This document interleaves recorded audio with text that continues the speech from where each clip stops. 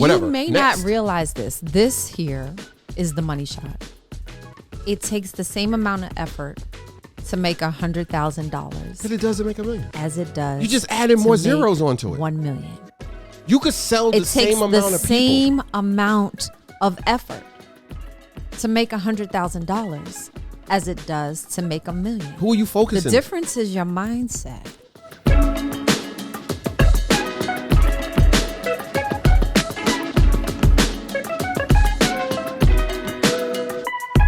And we're back. Welcome to the latest episode of Commerce and Chill. I am Jessica Johnson Cope. I'm Waleed. What's good, Waleed? Life. All right, this is a long haul. Let's make it do what it do. So, if you are watching, it's a long haul. What does that mean? That means that we're gonna put in some extra time today. Oh, come on, man. Go ahead, I'm listening. I hope you stretched. Listen, I gotta get ready. I gotta catch a flight on Tuesday or Wednesday. When we fly out?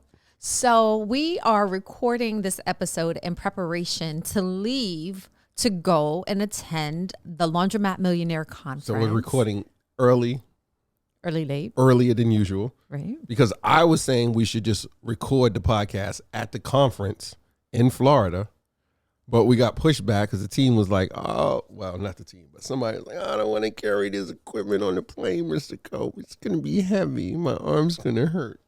No, I'm just kidding. No, that's not how the conversation I was like, we should have filmed it in Florida. We could have had some cameo appearances. We could have did it on the beach, right? So tell the folks in Commerce and Chill Land about the Laundromat Millionaire conference. The conference, it's in Florida. It's at the hotel, and it's going to be a bunch of laundry operators, and we're just going to be talking about being millionaires in the laundromat industry. And we're just going to sit around and smoke cigars and just brag and just be like, oh, yeah, we're the best. And everybody else is woe is me. No, so what's the primary reason that you will be there and that the rest of us in the room will be tagging along? So I'm going to be the example of what not to do in the laundromat industry. If you want to be a millionaire, they have me as a contrast. So they'll be sitting on the stage talking about it, and I'll be on the other side holding up the posters of what not to do. No, really, all jokes aside. So yeah, what are we leaving? Wednesday? Yeah. So we'll be at the in Fort Lauderdale, Florida. That's it. For the Laundromat Millionaire Conference. Shout out to Dave Menz. Dave Menz, yes. Read his story. He has a very amazing story. Talk about resilience, talk about rebound, talk about making it do what it do. Check out my man Dave Menz. He just released his book. But you know, he has his approach and his philosophy is it's the same thing we talk about. It's enough out there for everybody to eat twice and then some. And get chubby. So the whole purpose of the conference is everybody coming together who's in the industry or interested in getting in the industry, and just to come together, share best practices, you know, talk about different aspects of the business and how we can share information. Like, it's not just about the speakers and the panels. It's what the real thing is, coming together and creating that network, and then you can bounce ideas off each other or hear what's working for someone who's on the West Coast, and then can you implement that on the East Coast? You know, someone who's in Texas doing, you know, crushing it and doing self-service, and you're like, well, you know, I'm just doing pickup and delivery, and I'm thinking about getting the self-service. How'd you get into it? What are the best? Or here's my, you know, list of 3 things that I'm having some troubles with. Or here's an idea that I'm thinking about, you know, launching. Like, I want to use you guys as a sounding board. What do you think of it? What are some pros and cons you can come up with when I put this idea in front of you, or I pitch it to you? So it's not just about people.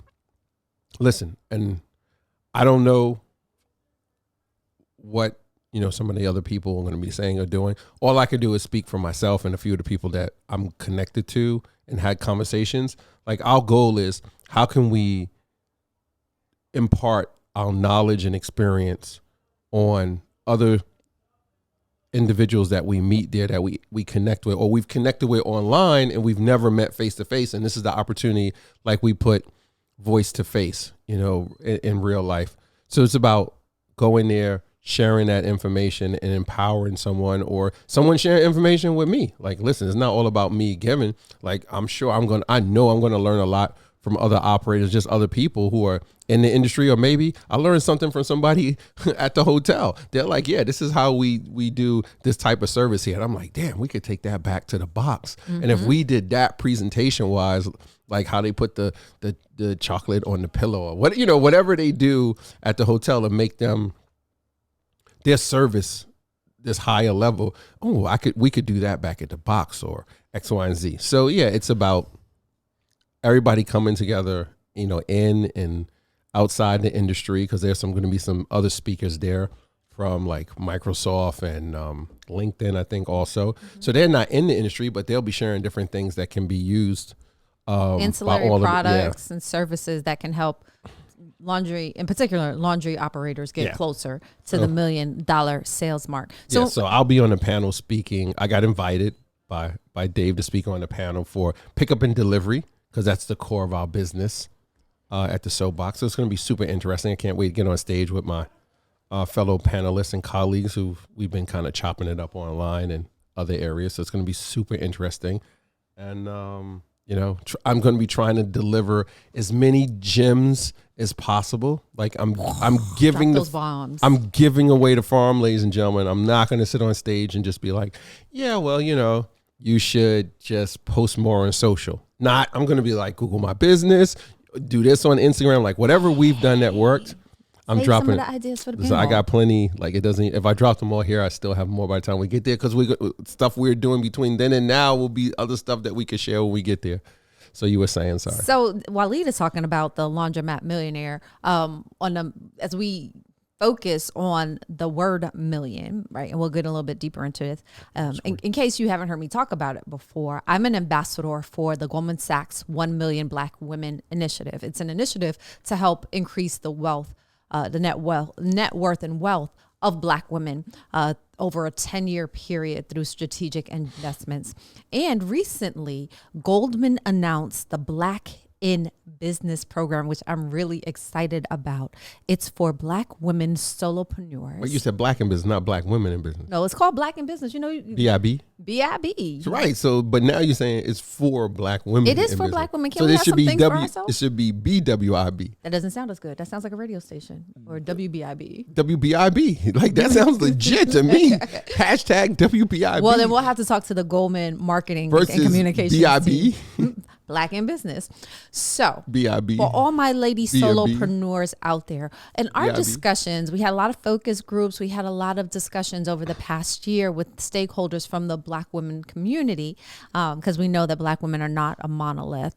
And when we think about Black women in business, overwhelmingly, the research shows that Black women tend to be solopreneurs, that they tend not to scale their businesses as much. And so Black in Business is a 12-week program that's set up specifically to help Black women solopreneurs scale their businesses. And in doing so, hopefully get closer to the $1 million mark. The applications are live. If you follow me on LinkedIn, you can follow the link there. If you follow me on Instagram, you can find the information there, or you can email me and I'll share the information with you about Black in Business. But as we're thinking about $1 million businesses, I don't want my Black women colleagues in business to not think about that. What about us men? But whatever.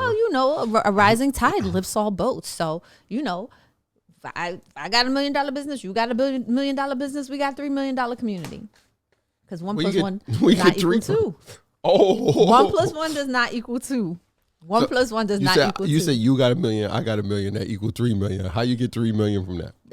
That's one of the gems I have to teach when I'm on my next panel. I know what you're doing. You playing the finance game like some of these people be out here, or these couples, and you running separate accounts and you got something on the side. That's why the 1 million equal 3 million, because it's like you pay the phone bill, I pay the cable bill, like type thing. But that's another episode talking about finances. That's not what we're here to talk about today. What we're here to talk about today are money making tips. The best way to make your $1 million with your small business. Did you know that in 2018, according to smallbusinessgenius.net, that's it, smallbusinessgenius.net, 9%. Did anybody do any fact checking on the genius people? But go ahead. 9% of small businesses in the United States made $1 million or more in sales. Wait, where'd you get this from? You Googled it early or something? Yes. I'm looking through my notes for this. I come with my own facts. Boom, boom, That's boom, just boom. where you found that other million, that 1 plus 1 million plus 1 million is 3 million. Shoot. So you saying what? What's this? Yeah, I believe you. I want to see these accounts when we get home. 9% of small businesses in the United States grossed over $1 million in sales. 9%. In 2018. 9%. 9%. Out of 100%, only 9%. Okay, only 9%. That's a small amount, but go ahead. That's a small amount. So just for you. Wait, I got another stat that says 7%. So which one is right? This one that's says in 2021. From the SBA. That's from the SBA. Yours said 2022? That was 2018. Well, come on. You got to get more relevant than this. It's lower now. Okay. COVID. There's some things going on. Come on. Where'd you Google where'd you get that? Genius.com? Smallbusinessgenius.net. You clearly, well, it was 2018, so it might be. So just for the record. Clearly. As we were preparing for today's episode, some more relevant data. There was some discussion, because I know some people give me a hard time, Michelle Jenkins, that I'm always giving Cope a hard time, especially when he gets ready to rant. So Cope was not particularly a fan of doing today's topic because, put it out there, because it's less likely for small businesses to gross $1 million than to do a whole lot of other 7%. 2021, that was last year. 7%. Additionally, in Waleed's conversations with Dave Mentz and some of the other folks in the laundry industry, there were people that took offense to the expression laundromat millionaire. Like, I wouldn't say offense, but there's some people that were really up in arms about it. Like, how's he gonna call himself the laundromat millionaire? Well, yeah, some people in like some of those groups and chats. Yeah. But like, I don't like. The booze always come from the cheap seats. But so Waleed didn't want to talk about it, and I said, no, let's talk about it. Well, okay, go ahead, you finish. I said, let's talk about it, because not only can, if we provide information and speak to our own stories, that might provide inspiration, motivation, and all the Asians that are needed to help somebody in commerce and chill land get closer to $1 million than they would have been otherwise. And Mr. Cope, if you don't recall, earlier this week, we were having a conversation as we were trying to update our bios, and Mr. Cope said, Waleed Cope, blah, blah, blah, blah, blah, blah. He's a blah, blah, blah, blah, blah, blah, blah. And he runs multi-million-dollar businesses. And then when you said that, like, you had to stop yourself in your tracks, because you realize how significant that is.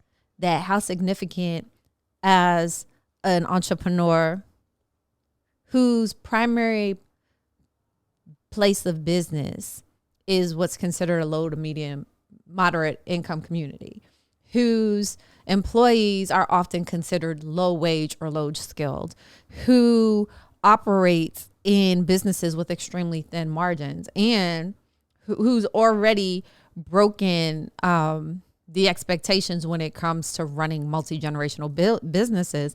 Like, sometimes we get so caught up and busy in the work that we do, we don't take any time to celebrate our successes. So, Mr. Cope, keep in mind that you are the operator of a multi-million-dollar business, and that's nothing to sneeze at. No, I'm not disagreeing that.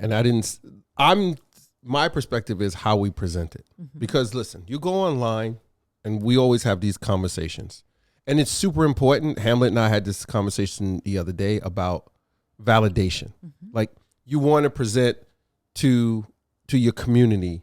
Like, if you're speaking about, I know how to make, like, buy my recipe, these are the best, I'm the best pancake maker, right?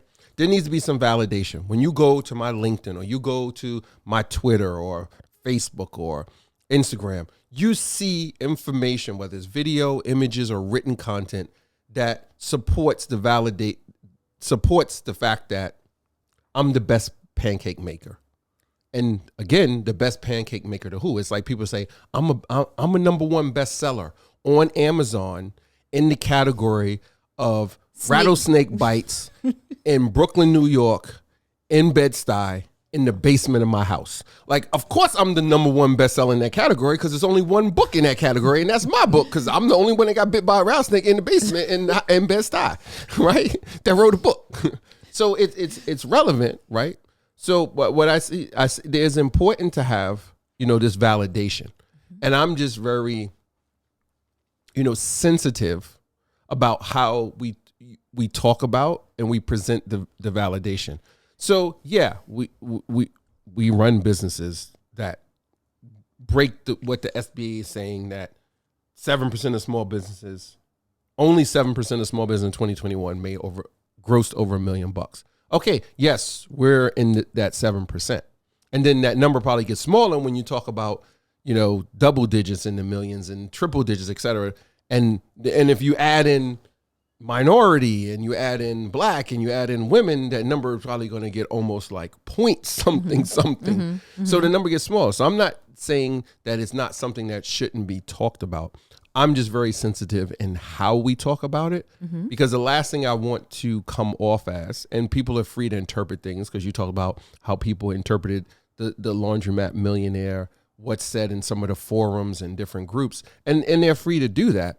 But I'm just sensitive because I don't want people to get the impression where it's all about I'm bragging or like we're trying to boast about what we've done. Because at the end of the day, if you know me or if you heard me talk, like, listen, the money is important. It's fuel. It makes the engine go. It's the lubricant, right? That makes the gears keep from grinding. It keeps this machine running.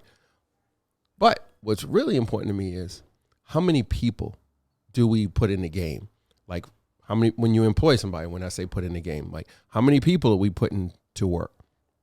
How many other businesses in our cooperative economic model at the soapbox, and we're beefing up here at JSB, are we sharing the slices of the pizza pie with, right? There's 8 slices in the New York style pie. I could probably force myself to eat maybe 7 of them, maybe 6. I could probably eat all 8, but I'm going to be jacked up afterwards, like really bad. But I could eat 2 and probably be like, I could probably go for a little bit more. But if I eat 2 and then I share it with other people, somebody eats 1, somebody eats 2, somebody just wants a half of a slice, there's way more people to enjoy that pizza with than sitting there by yourself in front of Netflix binging and eating the whole damn thing, and then your stomach hurts afterwards. So I say that to not minimalize what the team has done, because it's not us. Like, our businesses hit these benchmarks because of the team. Right. Like Commerce and Chill has over 200 followers now because shout out to the CNC of the team, not the 2 people just sitting here ranting for 29 or 59 or whatever minutes long that the episode is. It's about the team's effort. Like, somebody had to film it, somebody had to edit it, somebody had to do the audio, somebody had to write the caption, somebody had to decide when to cut the video to say we're going to make this into a short on YouTube. Somebody had to come up with the idea of us taking the content and making it into shorts versus just posting it to YouTube in long format.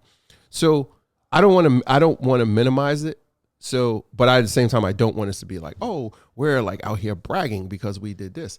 And it's just how the information is presented, how it comes off, because I want people to receive it in its truest form, and not to be like, just using the laundromat industry. There are some people out there like selling courses and ebooks. But we're not asking anybody for money. No, and that's what's weird. Like, somebody sent me a DM on Twitter and was like, yeah, I looked at this guy who has a house cleaning service business, and then he created like this whole email list you sign up for, and like an e-course of how he scaled his house cleaning business. He was like, and it was like, hey, you could probably apply this to on the laundry side because they know about the conference and blah, blah, blah. And I'm like, I probably could. But to me, I just feel, and I know we're in the age of selling digital products and it's a huge thing, but it just feels. It doesn't feel authentic to you. Yeah, it just, and I'm probably will get over it. I'm not saying that's the case with me though. Like, somebody was like, oh, Wally, like, I need to replace my car. Record how you did, pick up and delivery, and let's turn it into an e-course, like a written course and some video. I probably would be like, okay, but I would be okay if you said to me what the price point is. Well, you can set your own price point. Right. So if the price point was like, if you said like $150, somebody might be like, wait, you're providing way more value than $150. But to me, I'm like, I want to give more. Go back and read Dan Kennedy's book. Well, I'm not marketing to the affluent in this situation. Because here's the other piece. I believe if you give more for the right reasons, you got nothing to worry about later on. So if somebody's like, I want this e-course, and they're trying to build a business and they might not have a whole lot of money, or whatever case, maybe they do have a lot of money. I feel I just want to provide more value than what they put on the table. So if you put $150 on the table to buy this from me, and then you went through it and you're like, damn, this is worth way more than $150. Mm-hmm. I'm gonna feel better than if I charged like $9.99, right? Just short of $1,000. I just put $9.99 because I'm doing the marketing. If you're doing a Walmart deal, right? And then you get it and you're like, yeah, it was worth $1,000. But you just like, it was worth $1,000 versus, wow, he gave me like, that was worth $2,000 and I only paid $1,000. I want the people to walk away with that. Like when I walk off, when we leave that panel, I want people to be sitting down and be like, that dude, whatever they spent and forget what they spent for the ticket. And I said this on a call we had the other day. The time people are investing to come there. People are going to be there for like 2.5, 3 days, give or take. And granted, I'm not speaking for 3 days. I'm just on one panel for like 90 minutes. But in that 90 minutes, for whatever length of time or topic I speak about, I want people to be like nodding their heads or scribbling stuff down, or they're like afterwards, hey, can we expand on that? Can we talk about X, Y, and Z? Which is why we did that little thing that goes in the swag bags at the conference. But yeah, you were going to say something. So I'm a big proponent that success leaves tools. So today. Tools? Clues. I'm about to say success leaves tools. Success does leave tools. But that might be Ask something Ruben new. Lindo, the picks and shovels. Right. The picks and shovels leave clues. Right. Success leaves tools. Success leaves clues. And so in today's episode, we're going to share some ideas, some of which we've employed ourselves to how you can grow your small business to $1 million in sales. Whether you're a one-person shop or whether you employ 500 or 499 people, there's always room for improvement and growth. And so we're going to share with you some information on what you can do to make your small business into. So you're going to talk about some tips somebody could use to hit $1 million in their business. Mm-hmm. Before you even go there, what was your journey like? You know, what was your thought process when you broke $1 million the first time? So let me go back. Did you ever think you could break $1 million? Let's start with that first. So I'll start by saying this is interesting because Mr. Cope typically doesn't like to talk about numbers. We're there now, so like let's go all in. And so when call the accountant, put my tax returns online. No, let's somebody not do put all it in. That. Put a link to my tax returns at the bottom. So 0. just to level set. So I'm running for politics. Put my tax returns. When I took over this business, we were doing a couple of 100,000. Okay. Which I say that now, and like somebody might be like, "What?" Like because again, we talked in the past. The average small business grosses less than $54,000 a year. So we were doing say $350,000. Damn! Wait, the average small business grosses, you said $54,000 a year. Damn. Because remember, there are all these solopreneurs. Yo, moms and pops. Hit me up if you want to grow your business. Like we gotta figure this out. And so the first year, the first year after I took over, the sales were flat. The exact same thing we had done in the year before. So it was almost like I didn't do anything. I just showed up. Slacker. And so when I would go to meet with people, when I would go to business development conferences and meet with people from different state and city and government agencies and talk to bankers, they would say, oh, the hardest thing is to get to $1 million.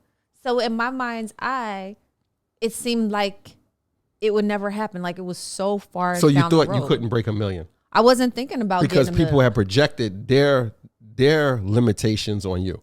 Indeed. Who probably didn't want to give you the money because they didn't want to see you hit $1 million. Bankers and other business owners. And then, there's that, you've talked about this before. There's that sect out there that don't want to report their sales and they don't want to grow too big for whatever reason because they don't want to pay taxes. There's nothing wrong with that. I came from that environment. They don't want to pay taxes. It was like, oh, you don't want the business to be bigger because you got to pay more taxes. Or they don't want the business to grow too big because then they can't take advantage of all of these programs. But I'm like, these programs are supposed to benefit you so that you can grow your business. But they don't realize there's more programs the bigger you get.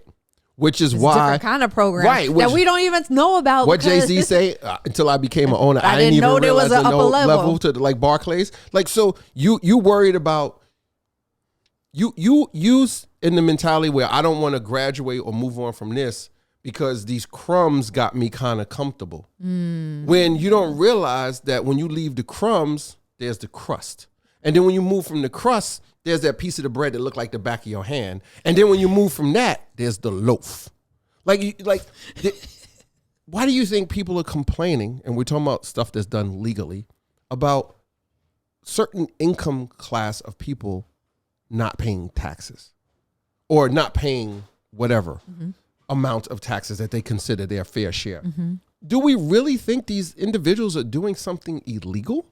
Or are they following the code that has been written into the law, the tax code, and they're like, oh, look, it says if I do this, this, and this, then I get to claim this, and then that reduces my income, and now my income is, my taxable income is like zero. They just follow the playbook.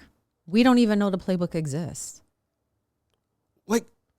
So I wasn't thinking about $1 million. And then when you layer on top of that women-owned businesses are even less likely to cross the $1 million mark. According to the National Association of Women Business Owners' most recent survey data, only 4.2% of women-owned businesses in the United States grossed over $1 million.